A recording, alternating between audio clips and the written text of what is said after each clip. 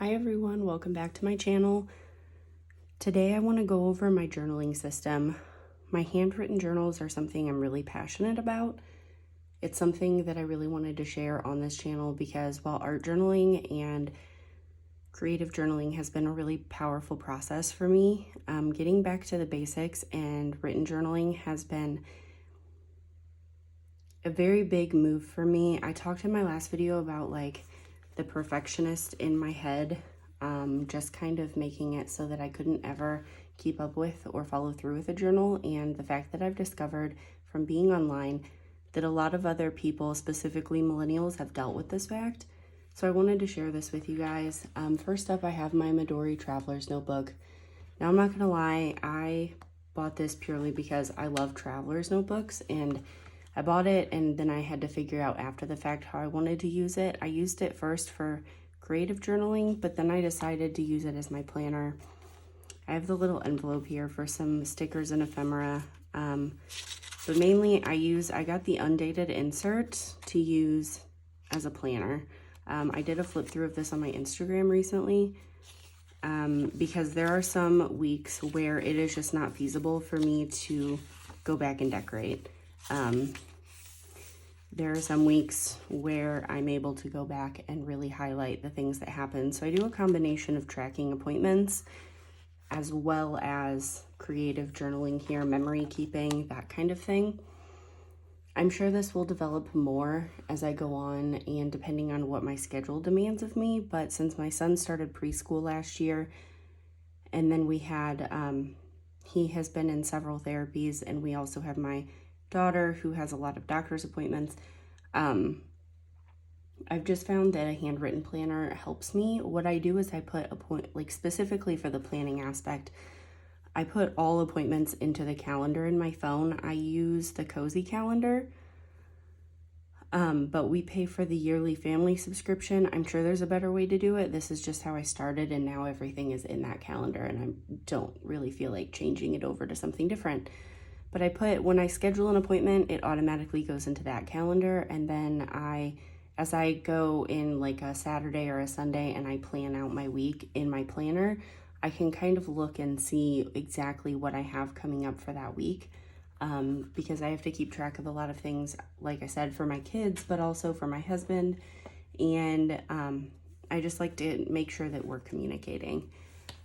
This is one that I am very excited about. This is a little bit of ephemera from Jenny May June's Patreon that they used to have, a sticker from Megan and the Moon, and some other ephemera. I don't remember where I got all of it, but this is my Commonplace book. I have a sticker here on the inside from Neat Stuff Sticker Club. I have stickers that I picked up last night when we went to a coffee shop, and this is from Jane the Crazy. It is one of their postcards. I decided to keep this clipped in simply because, number one, I love the postcards. I got them specifically because I love Jane the Crazy's work and I love the look of their postcards. So I don't know what I'm going to use it for right now, but sometimes I use it kind of as like a hardback, but also kind of inspiration. So this is my Commonplace book. I have a lot of random notes here. Comes from a lot of the YouTube videos that I watch, as well as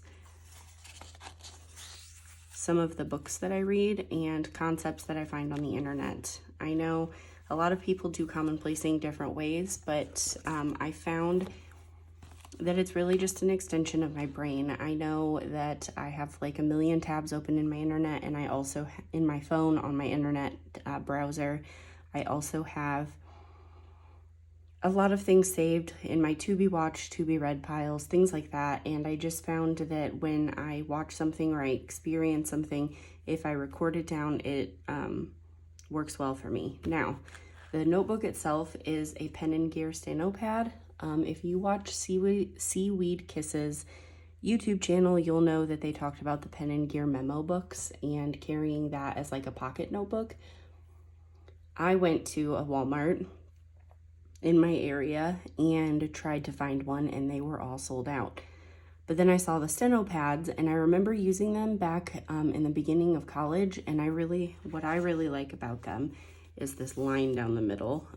So instead of writing all across the page, I actually keep it into these small columns. And what I like to do also is I like to be intentional about the things that I write into it. Basically what that means is trying to keep it more simple and small. I was not a very good note taker in school. I have ADHD. I know I've said that before, and if you guys want me to talk about that specifically in a video, I can, because learning about my diagnosis has been very illuminating for me. But focusing on keeping my handwriting looking a certain way while I take notes helps me to be more present. I usually write in a very loopy, very free-form cursive, and that is what I do when I'm like doing my regular journaling. But this, I wanted it to be something that I was more present for and more intentional about, especially when I was recording things that I thought I needed to remember. Something that this is going to be used for is I'm not one who is crazy about bullet journaling, simply because I just don't feel like I can actually make it look the way that I want to when it comes to bullet journaling. But I do like habit trackers, and I'm reading Atomic Habits right now, and I talked in another video about how since I got sober in 2017, and then after finishing college, finally, I talked about how I taught myself how to crochet and knit, and I've been kind of adding in all of these hobbies. And as someone with ADHD, it was always hard to follow through, because by the time I was interested in something and getting all of the supplies, I never actually did anything with it. I would end up moving on because something else will have caught my interest. I have learned how to form habits now, such as daily journaling, which is something I've always wanted to do and just never seemed to be able to stick with it. So this has been a great experience for me, and I'm trying to be more mindful about my habits, and Atomic Habits has been a great read for me. I'm listening to it on Audible, and I want to put a habit tracker in here and kind of be more mindful and pay more attention to the way I'm integrating new behaviors into my life. And then we have my composition notebook. If you're on my Instagram page, which I know a lot of you are, I have a thing for comp books. I know there's a lot of people like me who grew up watching the movie Harriet the Spy. So this probably doesn't come as any surprise. This started off as a journaling, or as a sketchbook, and it kind of evolved into a catch-all of everything. I'm gonna go ahead and move these so that I can open this. I have some Jenny May June ephemera out here and pocket Journal Pam, and I think that is it out of all of it. I was in both Patreons for a little bit, and so I had some printables that I printed out. Inside here I have Neat Stuff Sticker Club and pocket Journal Pam and Jenny May June. More of the same, because obviously they're all artists that I look up to. I don't remember where the Polly Pocket sticker came from. If I'm able to find it, I will tag it below. So this started off as a sketchbook. I ordered this comp book on Amazon specifically because I wanted the graph paper. I prefer graph paper for all of my journaling. I also like the way it crinkles. So here I just have some of my drawings and sketches. I've shared a lot of these on social media, and then we get into the handwritten journaling. Now this is something that I'm not going to share a whole lot of, because number one, it's a lot of stream of consciousness. It's kind of hard to read, and number two, it's private. But I decided to add this as a catch-all because I wanted to be able to have all of this in one place, and I also wanted a place where there was no judgment about making it look aesthetic.